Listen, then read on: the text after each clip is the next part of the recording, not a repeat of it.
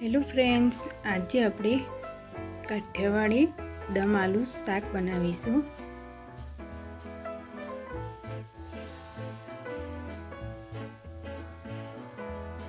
હવે 500 ગ્રામ બટાકા લીધા છે અને બાફીને છોલી લેવાના છે। આવી રીતે નાના નાના જ લેવાના છે તો શાક બહુ સરસ થશે। હવે આવી રીતે બધા જ છોલી લેવાના છે, બાફીને મીઠું નાખીને બાફવાના છે।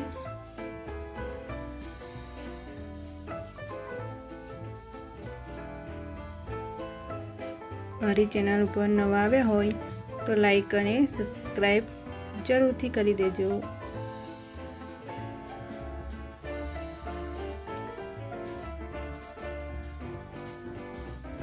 હવે બધા છોલી લીધા છે। હવે આપણે એની ગ્રેવીનો વઘાર કરીશું।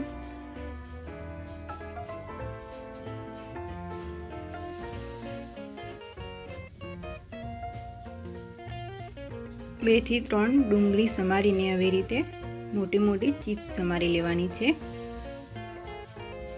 અને ટામેટા આવી રીતે સમારી લેવાના છે અને 4 થી 5 લસણની કળી એડ કરવાની છે।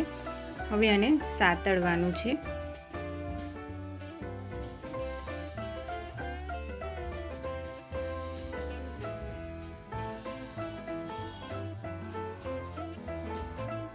ટામેટું અને ડુંગળી અને લસણની ગ્રેવી બનાવી દેવાની છે। સતળાઈ જાય પછી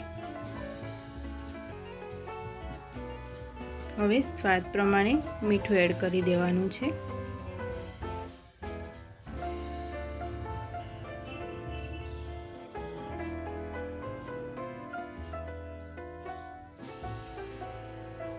હવે 5 મિનિટ માટે ઢાંકી દેવાનું છે। હવે સરસ સતળાઈ ગયું છે। હવે એની ગ્રેવી બનાવી દેવાની છે। હવે એનો વઘાર કરી દઈશું। 2 થી 3 પરી તેલ લેવાનું છે। 1 ચમચી જીરું એડ કરી દેવાનું છે।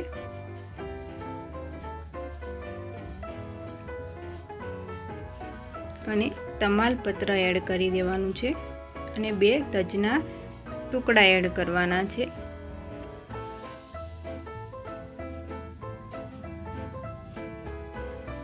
હવે ટામેટા, ડુંગળી અને લસણની ગ્રેવી બનાવી હતી એ એડ કરી દેવાની છે। આવી રીતે શાકનું ટ્રાય કરશો તો બહુ સરસ બનશે।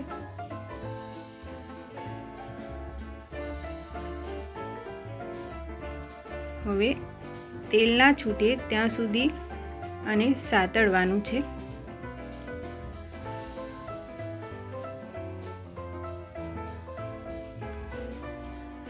હવે મસાલો કરી દેવાનો છે। 1 ચમચી લાલ મરચું પાવડર એડ કરી દીધું છે અને થોડો ગરમ મસાલો એડ કરી દેવાનો છે 1 ચમચી અને 1 ચમચી ધાણા જીરું એડ કરવાનું છે। 1 ચમચી હળદર એડ કરી દેવાની છે।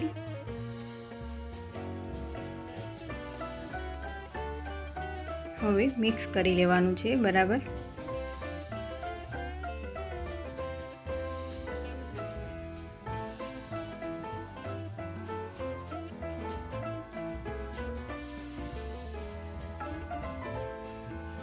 હવે સરસ તેલ ઉપર આવી ગયું છે એટલે ગ્રેવી એકદમ સરસ સતળાઈ ગઈ છે।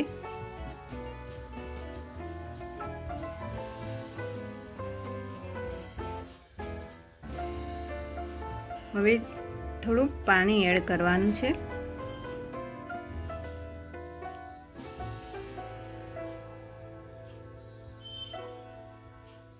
મારી ચેનલ ઉપર નવા આવ્યા હોય તો લાઈક અને સબસ્ક્રાઈબ જરૂરથી કરી દેજો।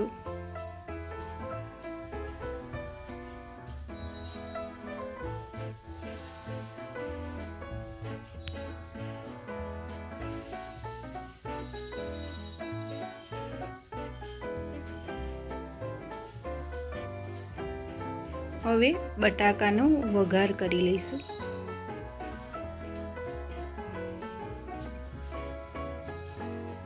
અને તેલ મૂકીને સાતળવાના છે.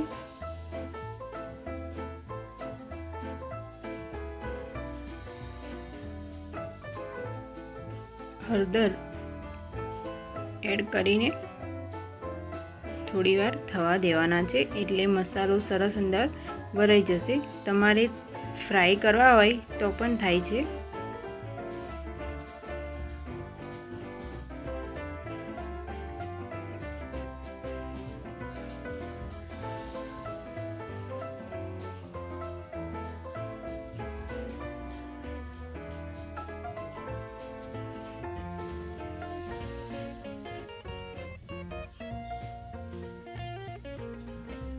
થોડી વાર માટે ઢાંકી દઈશું, એટલે સરસ ફ્રાય જ થઈ જશે.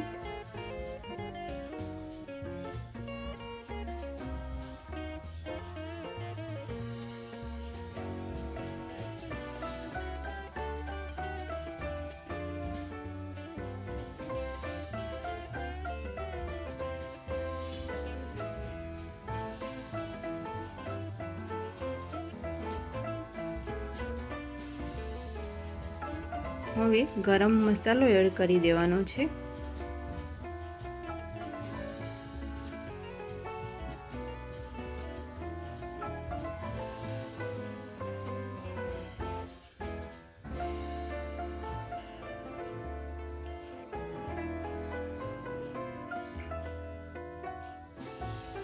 હવે 5 થી 10 મિનિટ ઢાંકી દેવાનું છે. હવે સરસ એકદમ ફ્રાય થઈ ગયા છે. હવે આપણે ગ્રેવી બનાવી હતી એમાં એડ કરી દેવાના છે.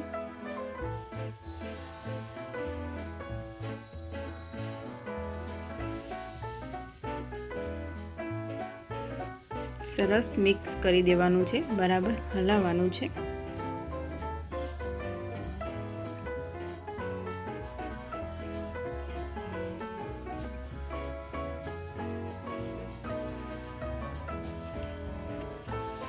હવે શાક રેડી થઈ ગયું છે. હવે આપણે થોડી કસ્તુરી મેથી એડ કરી દઈશું અને થોડા ધાણા એડ કરી દેવાના છે.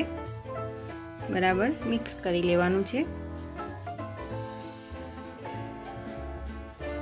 હવે દમ આલુ રેડી થઈ ગયા છે, બનીને સરસ. હવે આપણે એક પ્લેટમાં, એક બાઉલમાં કાઢી લેવાનું છે.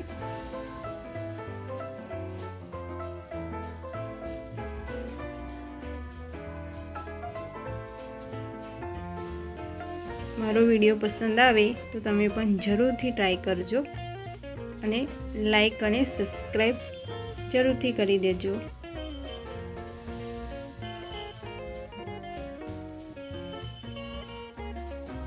હવે રેડી થઈ ગયા છે દમ આલુ. હવે એક નવી રેસીપી સાથે મળીશું, અને મારી ચેનલ ઉપર નવા આવ્યા હોય તો લાઈક અને સબસ્ક્રાઈબ જરૂરથી કરી દેજો. Thank you for watching.